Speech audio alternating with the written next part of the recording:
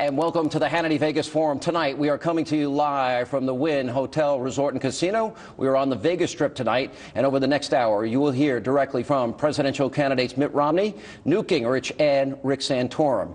Now, an invitation to participate in this forum was also extended to Congressman Ron Paul, but it was declined. Now, tonight, the main focus of my questions will be on the most critical issues that are facing the country, the economy. And here to join us and kick things off is somebody who picked up a big endorsement today from the one and only Donald Trump, and that's Governor Mitt Romney. Governor, how are you? I'm terrific. Thanks, Sean. Big endorsement from Mr. Trump today.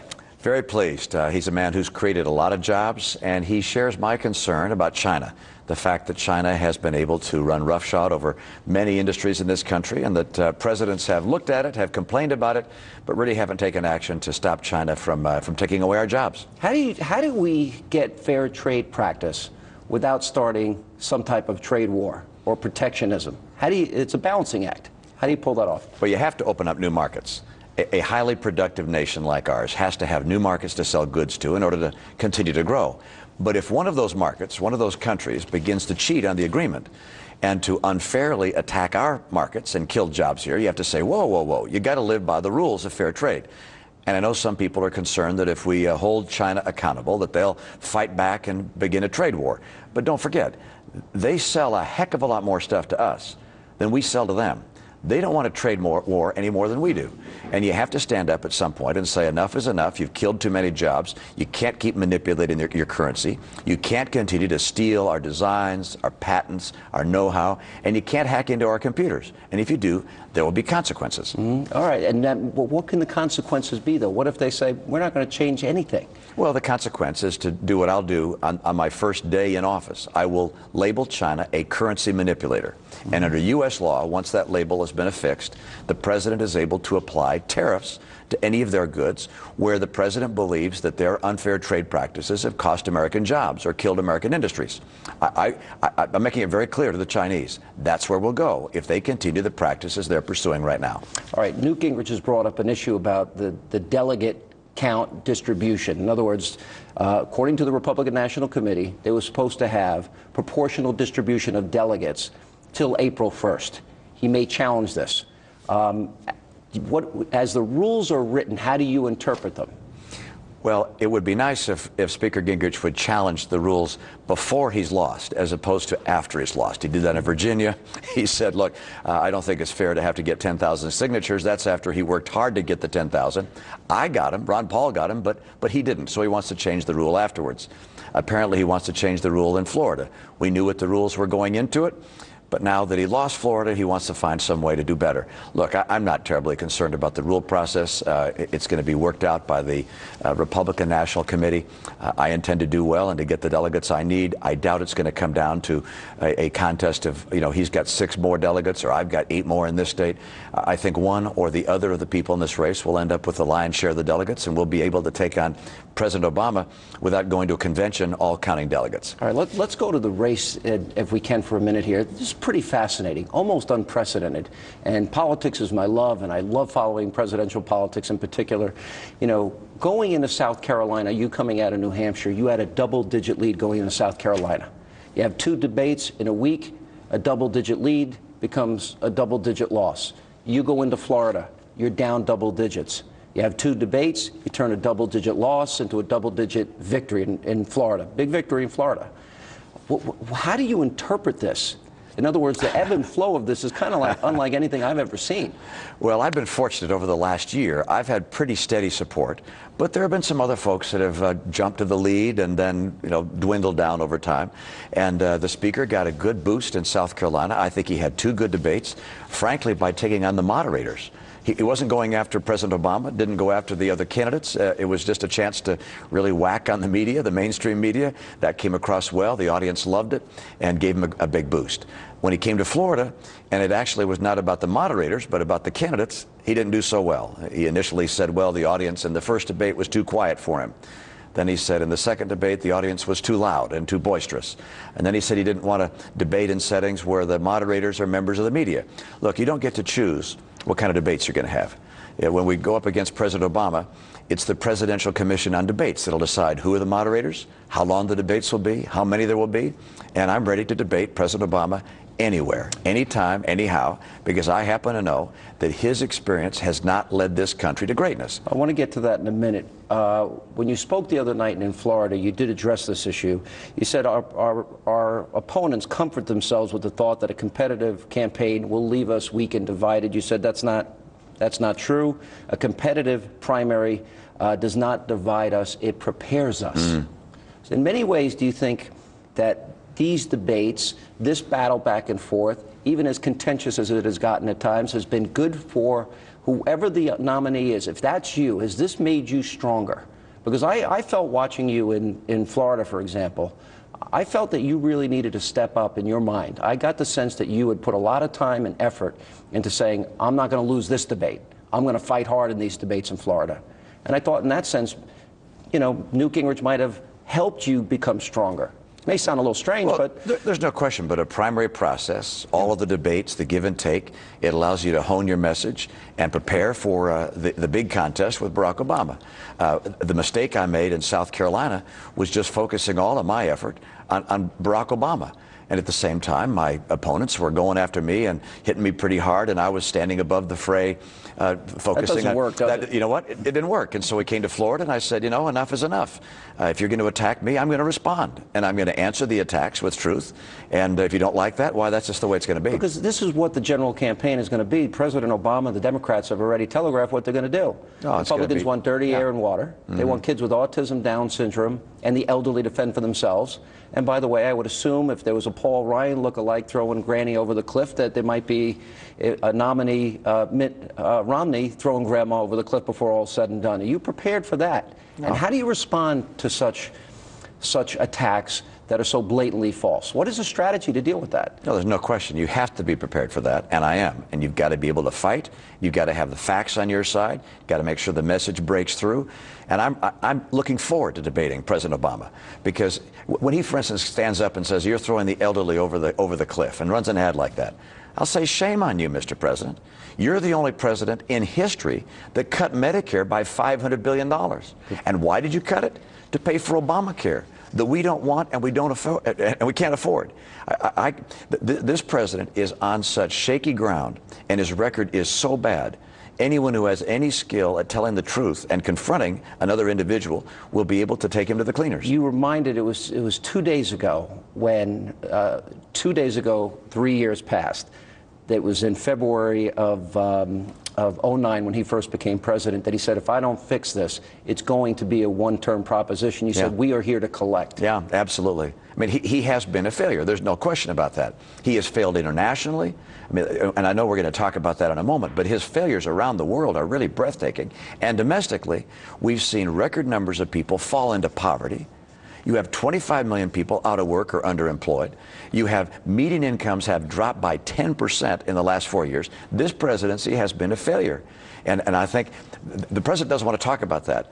But in our debates, and I hope I'm the nominee, but whether I am or someone else is, we have to go after President Obama's failure. His record is the most fertile ground for us to point out why we need to change the direction in Washington. Would you like more debates than are probably going to be scheduled, usually 2? One with the vice president, so it would be 3. Would you like more? Of course. The challenger always wants more debates. I'd like to be able to debate the president as often as possible. His record will not sustain scrutiny. And going after him and pointing out, whether it's just in the United States or around the world, the fact that we have to dramatically change course in this country. The path he has put us on is a path of decline. It's hurting the American people.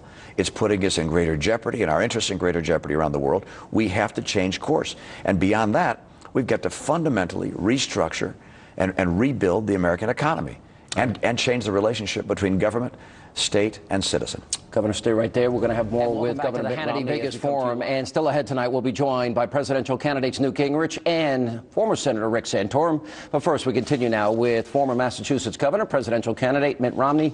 All right, Governor, every once in a while, there's always the minutia, the controversies that have come up. You were very clear at one point in the campaign. You said, you know, I'd like to have the ability to fire people. You're talking about people that companies that are not doing a good job. It becomes a big issue in the campaign. You're on a show yesterday. You bring up the idea that, in fact, well, I'm not worried about the poor because they have a safety net. The headline is that you read, Mitt Romney says he's not worried about the poor. Obviously taken out of context, but this is what you'll deal with. Is that frustrating to you? Well, it's the reality, and I misspoke.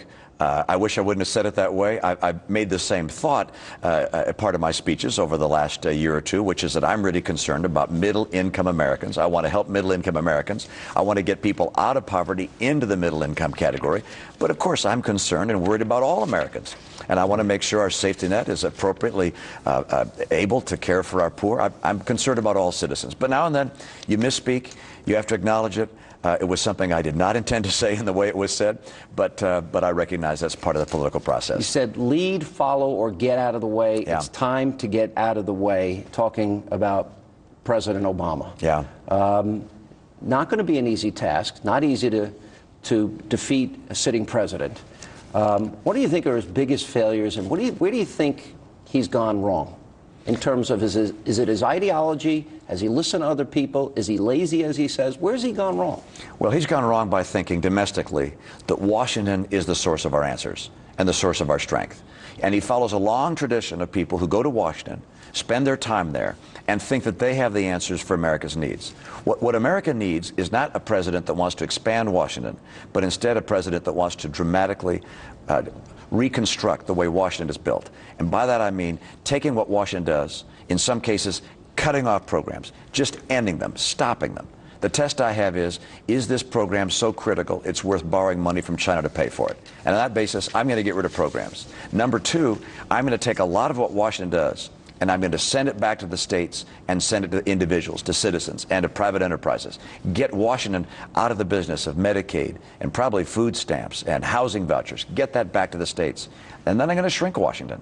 I'm going to take what's left, cut employment by at least 10% through attrition, link the pay of government servants with the pay that exists in the private sector. You do those things, and you have restructured the way Washington works in a fundamental way. It has to happen. Governor, and then, of course, there's international. But I'll stop and let you jump in there. You went so far as to say that this election is about a battle for the soul of America. Yeah. All right, so you want to shrink government. Here's the problem I think you're going to face as president. 47% of Americans don't pay taxes. 47 million Americans are on food stamps right now, dependent on the government for a check. Jim DeMint said the other day, half the country is paying for the other half in some way, shape, matter, or form. That number is going to go up to 40% paying for 60%, which seems like an entitlement mentality has set in the minds and the hearts of a lot of people in this country. How do you convince them that you need to cut $1 trillion in spending to balance the budget in Washington, that that's a good thing for people, that it's better that you go out and work and participate in society? It's going to be, is that a difficult sell to people that say, wait a minute, government's taking care of me right now? Well, that's why I call it a battle for the soul of America. We have to decide who we are as Americans. Are we going to become a nation with declining incomes, with increasing weakness around the world, with a lack of ability to protect our liberties, or are we going to remain the land of opportunity? Are we going to be, as we have been and are right now, the most prosperous nation in the world, with the prospects of a brighter future? And that's the course we're going to have to choose, one or the other. My view is that the American people recognize that America is unique and exceptional. Recognize that the freedoms that we enjoy, the opportunity we enjoy to pursue our own dreams, makes us prosperous and makes us happy and fulfilled. And even people who are not paying taxes are going to say, you know what, I want America to stay the land of the free, the home of the brave, the greatest nation on earth. I'm a patriotic American. I will vote not to have a government guide our lives, but instead to let free individuals pursue their course in life. CBO came out with some really dire numbers this week, that unemployment is going to stay at about 9% higher in the year 2013. They expect 9% around Election Day unemployment. We've had 4 consecutive years of $1 trillion deficits by Barack Obama. The national debt now is headed to $22 trillion or more. He mentioned nothing about saving Social Security and Medicare. Do you think how much do you realistically think you can cut from the federal budget? How long would it take you, in your mind, if you become president, to get to a balanced budget, put Social Security and Medicare on a path to solvency? In my first year, and probably in the first 100 days, I will take the steps to get America on a pathway to solvency. That means finally reining in the excesses in future payments in Medicare, Medicaid, Social Security. Not changing it for current retirees, but for young people coming along, we got to make sure the promises we make are promises we can keep. I will also get rid of programs immediately, eliminate programs. That will save money immediately, and down the road, as those programs aren't growing, we get ourselves to a balanced budget. This has to happen. America is on a pathway to becoming Greece or Italy or Spain or France. Bankrupt. And the consequence for us and for the world is hard to imagine. It's catastrophic. We have to take dramatic action to change the course of Washington, to reconstruct what's happened in Washington, to return to the citizens their power, to return to states their power under the Constitution. We got a break, but last question. I know because I talk to people on the radio. I'm on my Twitter account hours every day, at Sean Hannity, if you want to follow me, Governor. But people want to know, and this is the one thing they want to know more than anything else. If you're elected, will you be that bold that you will drag this country and you will say, we must balance this budget or we will be bankrupt, and I will stake my presidency on it? That's the reason I'm running. Look, if someone just wants someone just to kind of fiddle around the edges, there are lots of people who can do that. My career has been doing bold things. It's tough and bold to start a business. It's bold to take over a business in trouble and turn it around. It was bold to go out to the Olympics that were in difficulty and turn them around. It's bold to be a conservative governor in Massachusetts. All right, I don't do easy things. That's probably the boldest thing I think you ever did. This is a critical time in America's history, and the reason I'm running is because I believe the experience I've had and the vision that I share with people who love the Constitution is what America needs right now.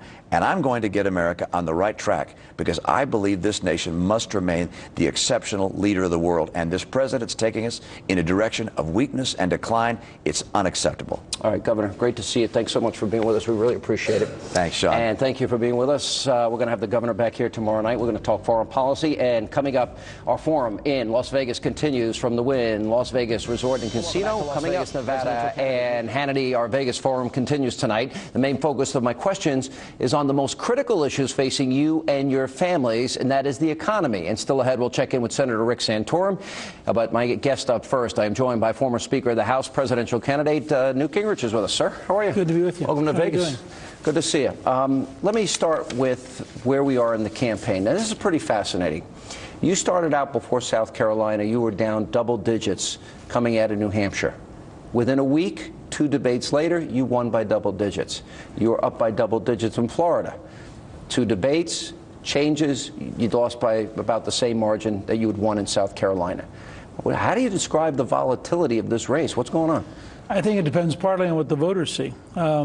In South Carolina, when we won, the Romney people reached the conclusion, and the New York Times reported it, that if they didn't destroy me, that they couldn't win. So they outspent us about 5-1 in Florida. And I don't care how good you are, at 5-1, it's a challenge. And we didn't fully come to grips with how to deal with the attacks and with things that are just plain false. And so we're gradually changing some of that. But I think the encouraging thing to me was when I won in South Carolina, the vote went up. When Romney won in Florida, the vote went down. In Florida, in the counties I carried, the vote went up. The counties he carried, the vote went down. Negative advertising to suppress votes may be clever, but it's a terrible long-term strategy. I like a positive, big solution, get people to come out and vote approach, and I think that we're beginning to prove that it really works. It was very interesting to me because I thought those 2 debate performances you had in South Carolina so defined this election that it was obvious to me that a lot of work went in behind the scenes, prepping, research, practice by Governor Romney, because you put them in a position that they had to raise their level. I mean, twice you might be responsible for his good debate performance. Look, twice now we've put him in a place where he had to do something radical or be defeated. I mean, going into Iowa, I was ahead by 12 points in Gallup on an entirely positive campaign with no money. And yet nationwide, people said, you know, they liked a new Social Security model for young people.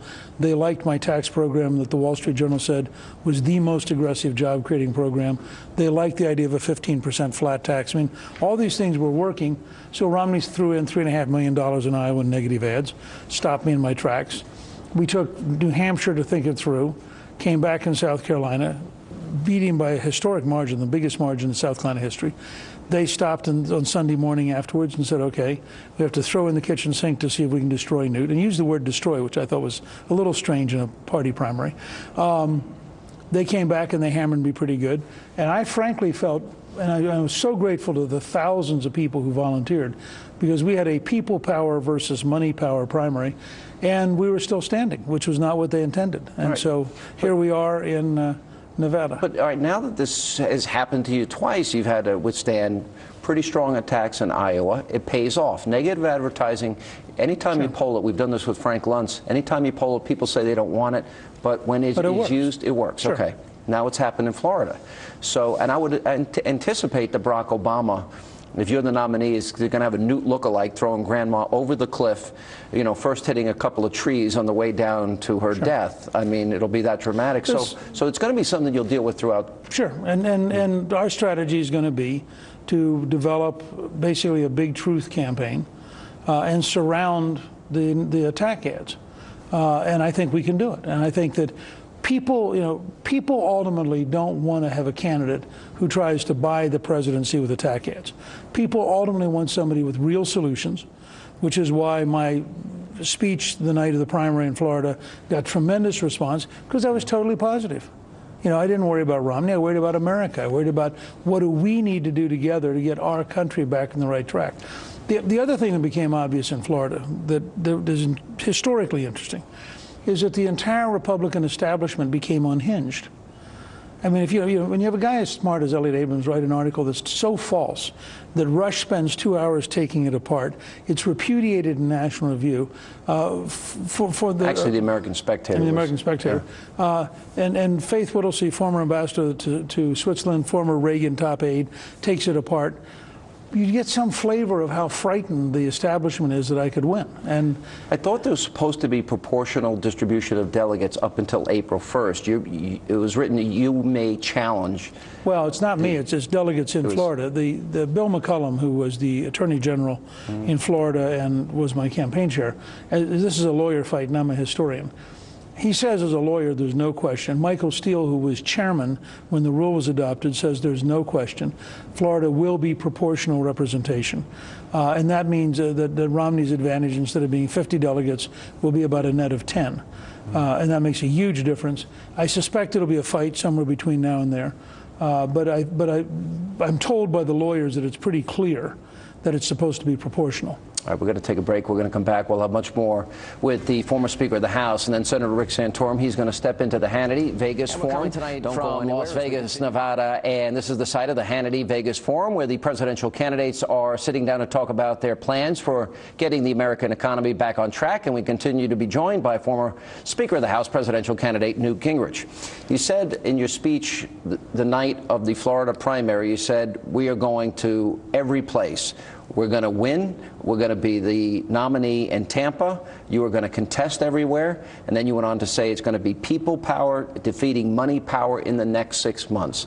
How do you get from where you are tonight to that goal of being in Tampa as the nominee of the Republican Party? Well, I think, first of all, you keep arousing people. We have over 160,000 donors now at newt.org, and we have people every day joining us.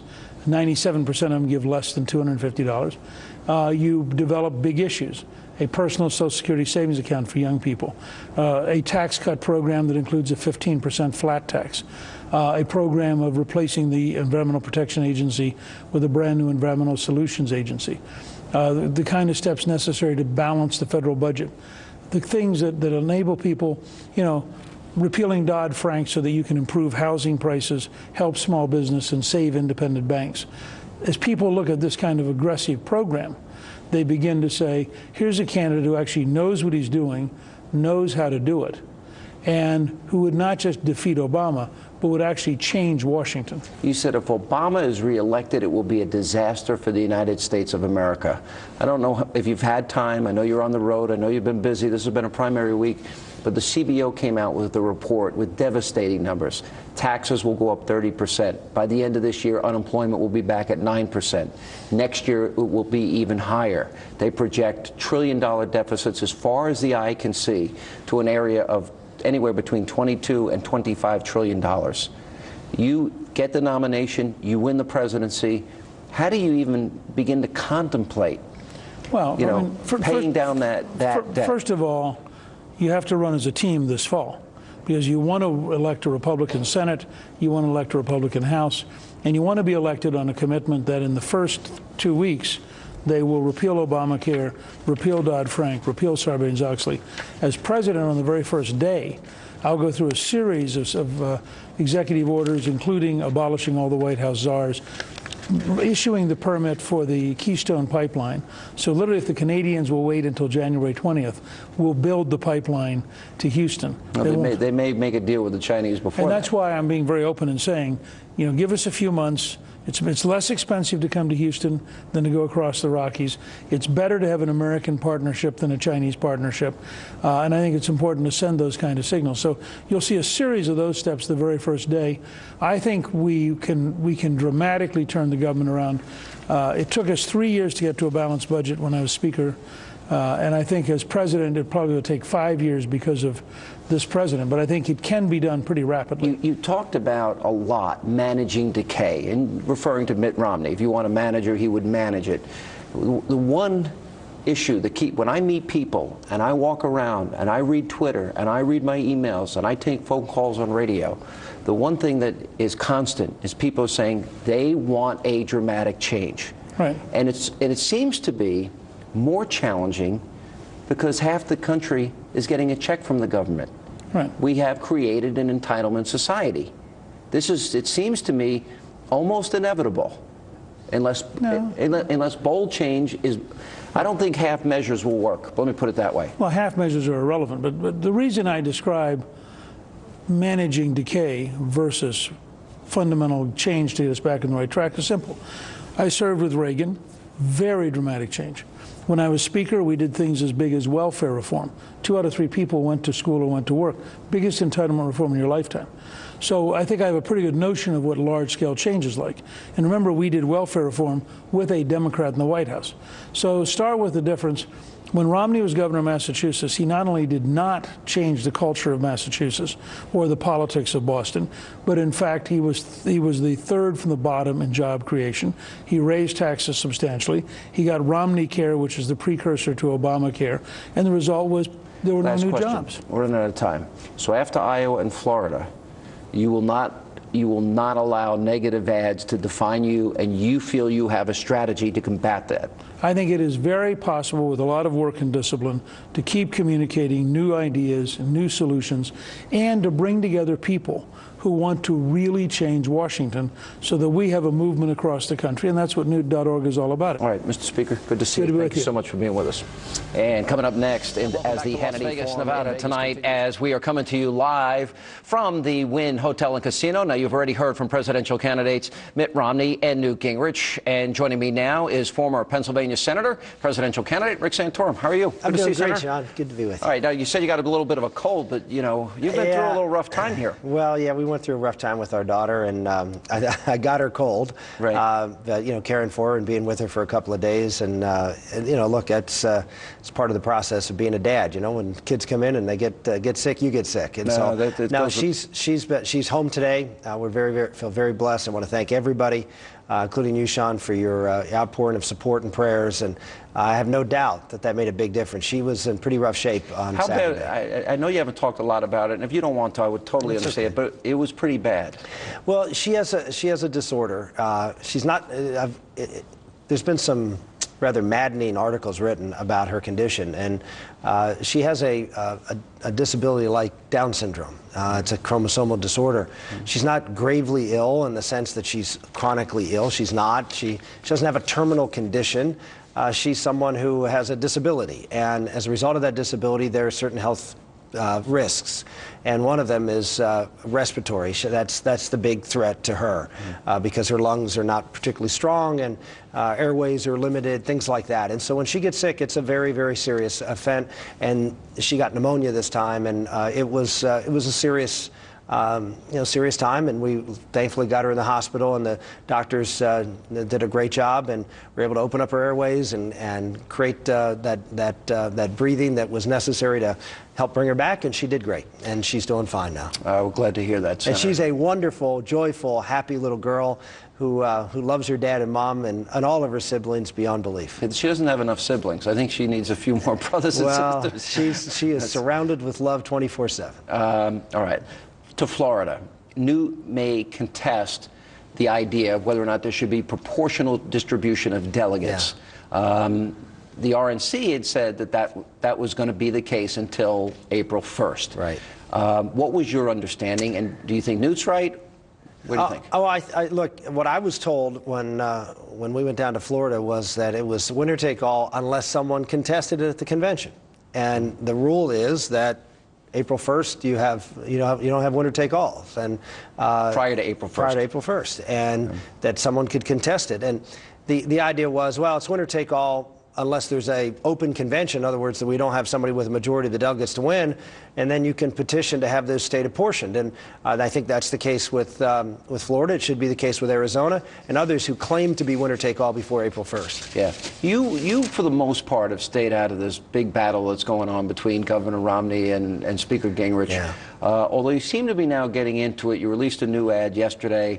I watched your speech after the Florida results came in, and you talked about a melee of negativism that exists, a mud wrestling match where everybody walks away dirty and not in a position to proudly represent the party. Yeah. Then you came out with new ads today. You're really going after Newt, saying you had your chance and you're not a true conservative and you were wrong on these issues. So are you getting involved in it as well? Yeah, I think it's different. I mean, if you look at my ad, it's on issues. I mean, I talk about issues of positions that I don't think he even claims that are different than what I've said. I mean, I've factually represented his positions on those issues, and they're different than mine. What I objected to, and the mud wrestling I talked about, was all this personal attacks on, Newt working for Freddie and Fannie, or Mitt Romney having, having companies that went under. And look, people are allowed to go out and make their money. Neither of them have been accused of anything unethical in the work that they did, in the private sector. But to bring that up as if somehow or another this taints you, and to be so personal and nasty about it, and somehow, you think they both have gotten that? Yeah, I mean, they crossed the line. Yeah, I think they crossed the line because they gave the impression that this was somehow, seedy behavior. This was somehow unbecoming of someone who wants to run for president, because you went out and you owned a company and the company went under, that somehow you don't care about people, or because you went out and you worked for a company that wanted your help and advice because of your being a speaker.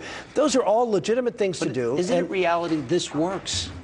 That works. Yeah, but it's I can tell you, it may work, but the long term for our democracy, the long for us as a party, it's a negative thing. I'm happy, and they should go after each other hard on the issues. I'm going to go after them hard on the issues, because that's what ultimately I believe this election in the fall is going to be about, having the best person who can take on Barack Obama on the issues. Because if it's personal, we're going to lose, because people like Barack Obama.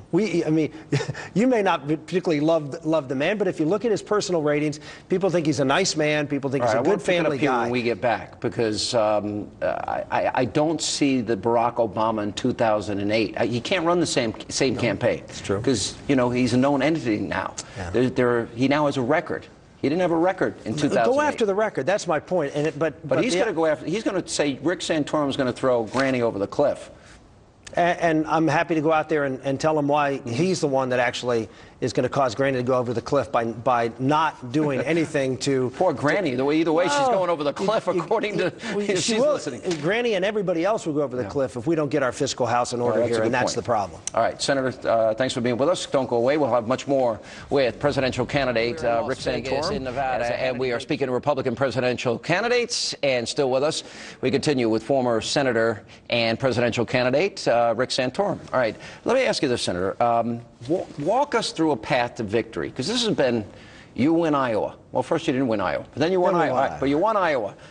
Then New Hampshire goes to Mitt. South Carolina, we saw literally a 25-point shift in the polls in a week Same thing in Florida. Right. 25-point shift in the polls in a week. Walk me through what you think is your path to victory to get the nomination. Yeah, you know, it's sort of hard to predict the path to victory because I don't think anyone had predicted the path to date. So what I would say is that, you know, we're going to go out and compete in every state. Our intention is to be in this thing to the very end, and that we believe that eventually, and I don't know if it'll be this week or next week or Super Tuesday or after Super Tuesday, eventually, I believe that the race will move in our direction, that people will see that we are the candidate that's best able to beat Barack Obama. We have the least amount of personal and professional baggage. We have the right contrast on the issues. We've got the right track record from the standpoint of, you know, where I come from in Western Pennsylvania to be able to win those key states. I've got the right policies to be able to attract those Reagan Democrats that can help us win this election. And once that realization comes, that not only do people like me, and you saw in Florida, we had the highest favorable ratings of anybody in the state of Florida on Election Day, and yet we didn't win. Why? I hear this all the time. Well, we really like him, but you can't win. You didn't spend one penny in Florida. Not one. No. Well, other than travel expenses. No, we didn't spend any money. You didn't spend any, I mean, ad. You didn't go up on the air, radio, TV, nothing. Nothing. And we got almost 14% of the vote. And people say, well, that's not much. It's almost half the vote that Newt got. And we stopped campaigning in Florida on Friday. And we've been out here and out west. And we had, you know, the crowd last night in Colorado Springs. We had 2,000 people at a rally that we put together 3 days ago. We had 1,000 people in Teller County, which is, you know, right next to Colorado Springs. We feel like there's a growing energy. The last 2 days for our campaign, we've raised $500,000 in 2 days. People are beginning to realize that Mitt and Newt are not that different, that they have that this mud wrestling that they've been involved in is not going to be good for either of them as far as contrasting with Barack Obama, and that their candidacies are flawed. Mitt Romney on policy and Newt on a combination of policy and person. So let me ask you, isn't there an upside to what you're calling mud wrestling? Some people are defining as ultimate fighting. In as much as that's Barack Obama's campaign. Not just granny over the cliff. You want dirty air and water. You want kids with autism and Down syndrome and the elderly to fend for themselves. These are all things the president himself has said. So he can't run a positive campaign. I agree with that. So is this a good proving ground in terms of what you will deal with if you're the nominee of the party? I would say that it's not for me, because the attacks were really personal attacks. They weren't attacks on, you know, your policies are going to lead to grandma being thrown off a cliff, or, you know, children with autism not getting care. They were, you know, you're a crook. You know, you're a fraud. You threw people out of work. I mean, is there anything worse than saying you're going to the Paul Ryan look-alike throwing grandma over a cliff? Yeah, I don't think it gets any worse than that. But look, you don't care about kids with Down syndrome and autism? Well, obviously they're going to have a hard time saying that to me. I don't think so at all. Well, the audacity of the whole thing about Paul Ryan was, I think they'll say anything. They will say it, but you know, there's one thing to say it, and there's another thing to make it stick. And I don't think it sticks to us. All right. I've asked this question of both Governor Romney and former Speaker Gingrich. Walk us through, you become the president of the United States, because I know people want bold change. I don't think this is a time for half measures. Absolutely. You saw the CBO report this week. The economic numbers are atrocious. Walk us through your 30 days in office and what you can accomplish, executive orders, legislatively. How dramatic, how bold would you be if you are the president? What do you think you could accomplish? Well, you know, the first thing you can do is open up energy. I mean, energy is going to be a key to getting this economy growing again, and you know, opening up leases, opening up opportunities for us to build that pipeline. You know, get this economy going again. Regulations. The Obama administration has set a record on the number of costly regulations over $100 million a year. I'll repeal every single one of those regulations that get in the way, and some have to be replaced with less costly regulations, but there are many. For example, there's a regulation on power plants that's going to shut down as many as 60 coal-fired power plants over the next few years. Day one, that goes out the door. Obamacare. Repeal every single Obamacare regulation, go out and move forward with the Congress to repeal Obamacare. If we have 60 votes or close to it in the United States Senate, we can do it. If not, we'll have to go through there's one executive order that we can put forward that will in fact slow down Obamacare and its implementation, and then we'll use reconciliation to repeal the rest. Yeah. There's a tax plan we can put forward. I mean, I can go a long time, but we don't have time. But there's a lot we can do and get this economy going again. All right, Senator. Glad your daughter's feeling better, and good luck with your cold. I know that's painful. I'm feeling great. No, I feel great. I'm happy to be out on the road, and I'm enjoying my time. And thanks for being with us. And that concludes tonight's Hannity Vegas Forum. And I want to thank the people right here at the Wynn Las Vegas Resort and Casino.